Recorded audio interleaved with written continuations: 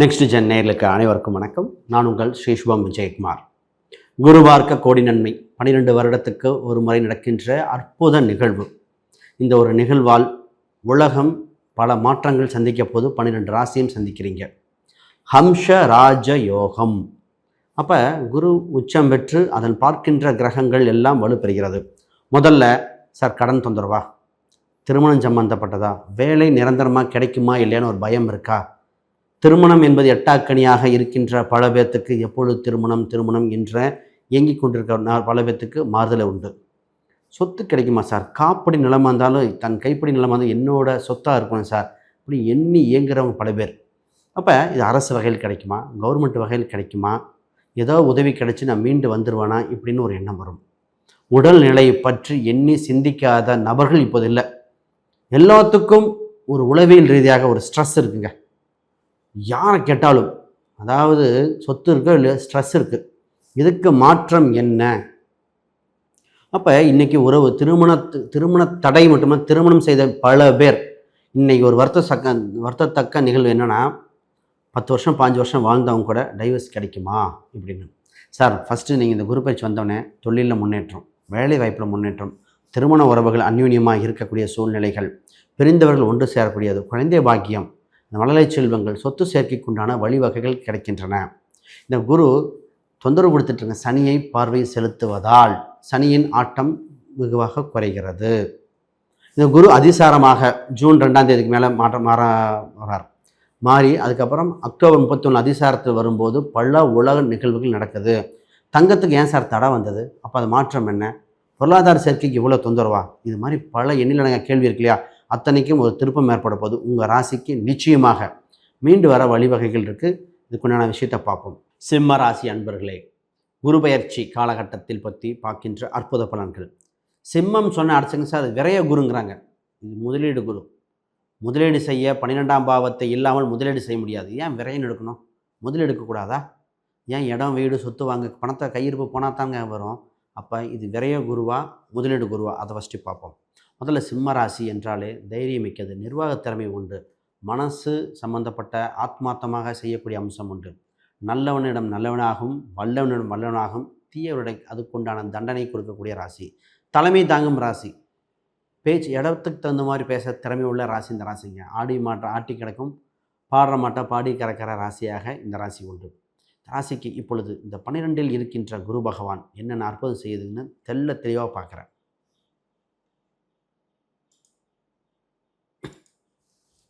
12இல் இருக்கிற குரு என்னென்ன பண்ண போகுதுன்னு தெளிவாக பார்த்துருவோம்.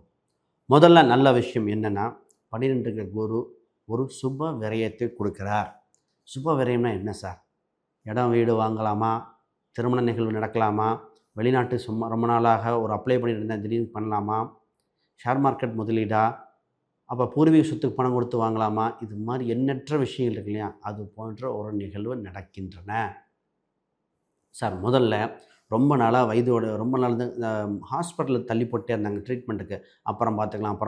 இப்போ ரைட் டைம் போய் ஹாஸ்பிட்டலில் என்ன பிரச்சனை என்னென்னு பார்த்து சரி பண்ணக்கூடியது. சிம்மராசிக்கார அவருக்கு மூக்கில் ஒரு பிளாக் இருக்குன்ட்டு ரொம்ப நாளாக திடீர்னு ரத்தம் வந்துடும். இதுதான் நான் சொன்னேன், சார் உங்களுக்கு விரைய குரு வருது, இது சுபகுருவாக மாற்றிக்காங்கன்னு சொன்னேன்.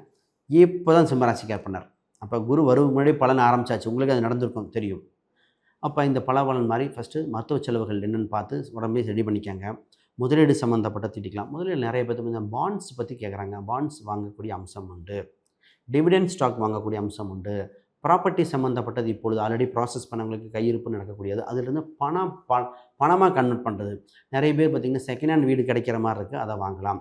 அப்போ இண்டிவிஜுவல் ஹாரோஸ்கோப் பார்க்கணும். ஏன்னா ராசியில் கேது இருந்து மன நெருக்கடி கொடுக்குது, அதையும் பார்த்து தான் பண்ணணும். இப்போ ஜாதக ஒப்பீனியன் பார்த்து தான் பண்ணணும். இப்போ முக்கியமான விஷயம் சார், எல்லாமே ஓகேங்க, ஒரே ஒரு மிகப்பெரிய டவுட் என்னென்னா, ராசியில் கேது 7ல் ராகு இருக்குது, அதோட அஷ்டமச்சனி இருக்கேன் சார். ஃபஸ்ட்டு அஷ்டமச்சனியை தாகம் குறையுதுங்க. குரு பார்வை பெற்ற சனி சுபத்துவத்தை கொடுக்குறார். சனி 2ஆம் வீட்டில் இதோட பார்க்கும்போது வேலை வாய்ப்பு கிடைக்க வாய்ப்புண்டு, வேலை இல்லாதவங்களுக்கு வேலை வாய்ப்புண்டு, வேலையில் உயர் பதவி கிடைக்க வாய்ப்புண்டு, அரசாங்க வாய்ப்புண்டு, வெளிநாட்டு தொடர்புடைய வேலை வாய்ப்புகள் அற்புதமாக இருக்கின்றன. செல்வ கடாட்சத்துக்கு இது சரியான காலகட்டம். இதுக்கு முன்னாடி பார்த்திங்கன்னா பல நெருக்கடி இந்த ராசிக்கு, ஒன்று மாற்றி ஒன்று நல்லது செஞ்சு கெட்ட பேர் வாங்கினது அதெல்லாம் போதும் போதுன்றது. சரி, இப்போ வண்டி வாகனம், இடம், சொத்து சம்மந்தப்பட்ட உடல்நிலை சரியாகும்.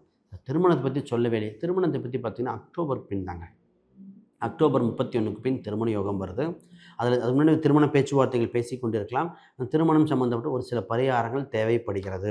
நிறைய சிம்மராசிக்காரங்க போன டைம் பார்த்தீங்கன்னா திருமண பேச்சுவார்த்தை பேசி நின்றுச்சானா ஆமாம்பாங்க. பத்திரிகை அடிக்கிற வரைக்கும் போய் நின்றுச்சு சார்.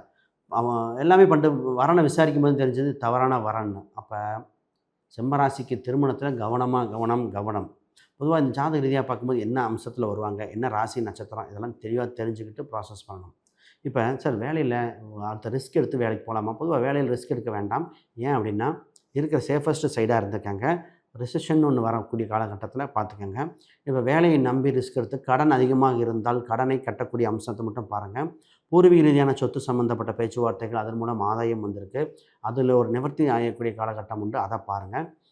இப்போ உங்கள் எதிரி யார், நண்பன் யார்னு புரிஞ்சிடும். நிறைய பேர் பார்த்திங்கன்னா எதிரியாகவே இருந்தாங்க, இப்போ எதிரி நண்பன் தெரிஞ்சிடும்.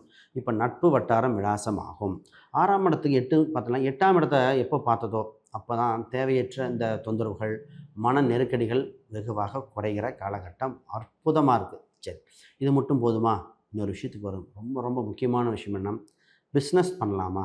இப்போ நிறைய பேர் எனக்கு சரியில்லை என் ஒய்ஃப் பேரில் பண்ணலாமா?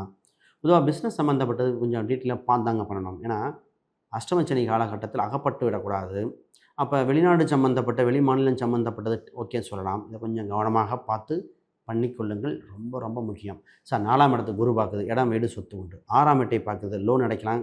வெளிநாடு வெளி வேலை சம்மந்தப்பட்ட சூப்பராக இருக்குது.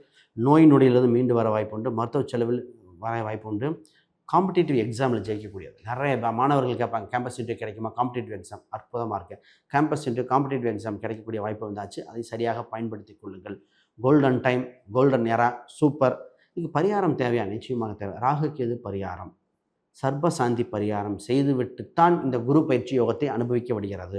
இண்டிவிஜுவல் ஹாரோஸ்கோப் பார்த்தா இன்னும் டீட்டெயிலாக சொல்லலாம். ரைட், வேறு கேள்விகள் சந்தேகம்னா கமெண்ட் பண்ணுங்கள். அனைவருக்கும் வணக்கம், வாழ்த்துக்கள்.